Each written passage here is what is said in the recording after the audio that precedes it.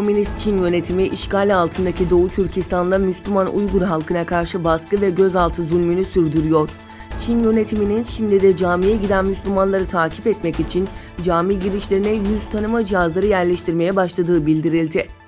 France 24 haber kanalının aktardığına göre Çin'in işgali altında bulundurduğu Doğu Türkistan Urumçi şehrinde yetkililerin şehir cami girişine yüz tanıma tarayıcıları yerleştirdiği bildirildi. Uzmanlar tarayıcıları yerleştirmenin Çin hükümetinin Uygur Müslüman azınlığı üzerindeki baskılarını ve camiye gitmelerini engellemenin bir başka yolu olduğunu vurguladı.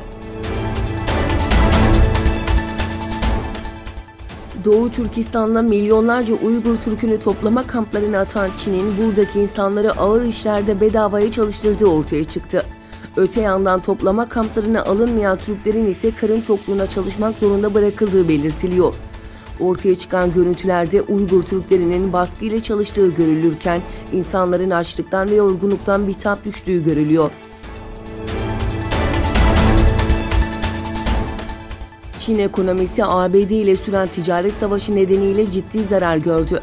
Son açıklanan verilere göre Çin'in dış ticaret hacmi son 4 ayda gerilerken ABD ile ticaret ise 9 aylık dönemde ciddi düşüş kaydetti.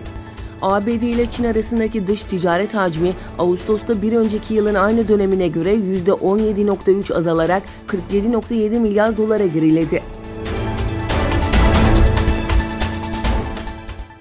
Rus Kommersant gazetesi Suudi Arabistan yönetiminin devlet petrol şirketi Saudi Aramco'ya ait 2 büyük tesise silahlı insansız hava araçları ile yapılan saldırılar sonrasında petrol üretiminin %50 düştüğünü resmen kabul ettiğini bildirdi. Gazetenin Suudi basın ajansına dayandırdığı haberinde Saudi Aramco'ya ait 2 büyük tesise yönelik silahlı insansız hava araçları saldırıları sonrasında günlük petrol üretiminin 5.7 milyon varil azaldığı kaydedildi. Habere göre Enerji Bakanı Prens Abdülaziz bin Selman El Suud, petrol üretiminin %50 oranında azaldığını doğruladı. İsrail Başbakanı Benjamin Netanyahu, ABD Başkanı Donald Trump'ın Filistin-İsrail sorununa çözüm bulmak amacıyla hazırladığı ve 100 yılın anlaşması olarak nitelenen planda işgal altındaki Batı Şeria'da yer alan yasa dışı Yahudi yerleşim birimlerinin İsrail'e ilhakının da gündeme geleceğini söyledi. Batı Şeria'daki Ürdün Vadisi'nde kabinesini toplayan Netanyahu, bölgedeki yasa dışı Yahudi yerleşim birimlerinin İsrail'e ilhakı vaadine ilişkin yeni açıklamalarda bulundu.